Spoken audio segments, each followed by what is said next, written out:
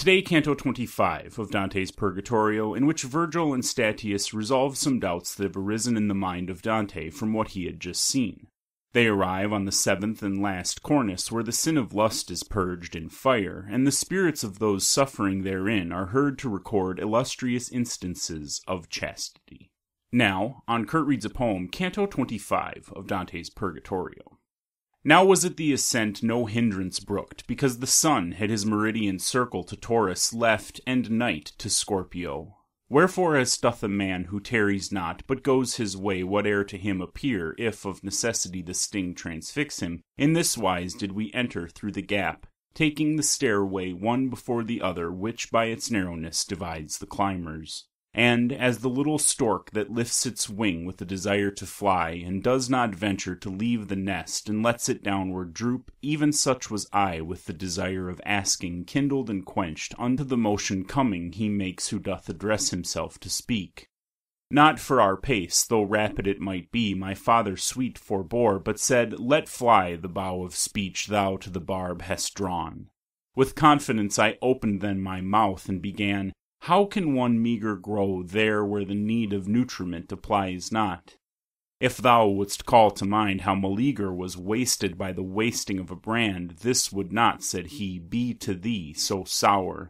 And wouldst thou think how at each tremulous motion trembles within a mirror your own image, that which seems hard would mellow seem to thee.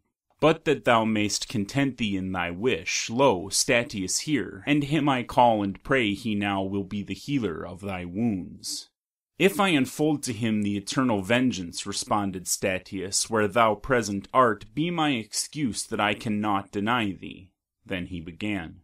Son, if these words of mine thy mind doth contemplate and doth receive, they'll be thy light unto the how thou sayest. The perfect blood, which never is drunk up into the thirsty veins, and which remaineth like food that from the table thou removest, takes in the heart for all the human members virtue informative, as being that which to be changed to them goes through the veins. Again digest descends it where 'tis better silent to be than say, and then drops thence upon another's blood in natural vase. There one together with the other mingles, one to be passive meant, the other active, by reason of the perfect place it springs from, and being conjoined begins to operate, coagulating first, then vivifying what for its matter it had made consistent. The active virtue, being made a soul as of a plant, in so far different this on the way is that arrived already, then works so much, and now it moves and feels like a sea fungus, and then undertakes to organize the powers whose seed it is. Now sun dilates, and now distends itself, the virtue from the generator's heart, where nature is intent on all the members.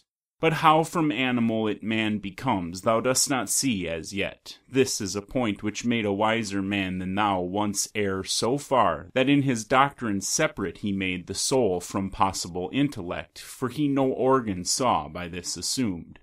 Open thy breast unto the truth that's coming, and know that just as soon as in the fetus the articulation of the brain is perfect, the primal motor turns to it well pleased, at so great art of nature, and inspires a spirit new with virtue all replete, which, what it finds there active doth attract into its substance, and becomes one soul, which lives and feels and on itself revolves.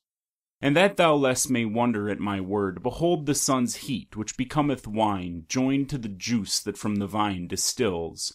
Whenever laches has no more thread, it separates from the flesh, and virtually bears with itself the human and divine. The other faculties are voiceless all, the memory, the intelligence, and the will in action far more vigorous than before. Without a pause it falleth of itself in marvellous way on one shore or the other. There of its roads its first is cognizant. Soon as the place there circumscribeth it, the virtue informative rays round about, as and as much as in the living members. And even as the air, when full of rain, by alien rays that are therein reflected, with diverse colours shows itself adorned, so there the neighbouring air doth shape itself into that form which doth impress upon it virtually the soul that has stood still. And then in manner of the little flame which followeth the fire where'er it shifts, after the spirit followeth its new form, since afterwards it takes from this its semblance, it is called shade, and thence it organizes thereafter every sense, even to the sight.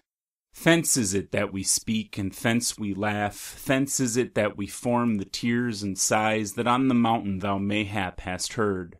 According to impress us our desires and after affectations, so the shade is shaped, and this is cause of what thou wonderst at. And now, unto the last of all the circles had we arrived, and to the right hand turned, and were attentive to another care. There the embankment shoots forth flames of fire, and upward doth the cornice breathe a blast that drives them back, and from itself sequesters. Hence we must needs go on the open side, and one by one, and I did fear the fire on this side, and on that the falling down. My leader said, along this place one ought to keep upon the eyes a tightened rein, seeing that one so easily might err. Sume Deus Dementia in the bosom of the great burning chanted then I heard, which made me no less eager to turn round. And spirits saw I, walking through the fire, wherefore I looked to my own steps and theirs, apportioning my sight from time to time. After the close which to that hymn is made, aloud they shouted, Virum non cognosco, then recommenced the hymn with voices low. This also ended, cried they, to the wood Diana ran, and drove forth Hellas therefrom, who had of Venus felt the poison. Then to their song returned they, then the wives they shouted, and the husbands who were chaste, as virtue in the marriage vow imposes. And I believe that them this mode suffices, for all the time the fire is burning them with such care is it needful, and such food, that the last wound of all should be closed up. Thus ends Canto XXV of Dante's Purgatorio. Hey, thanks for watching, and have a great day.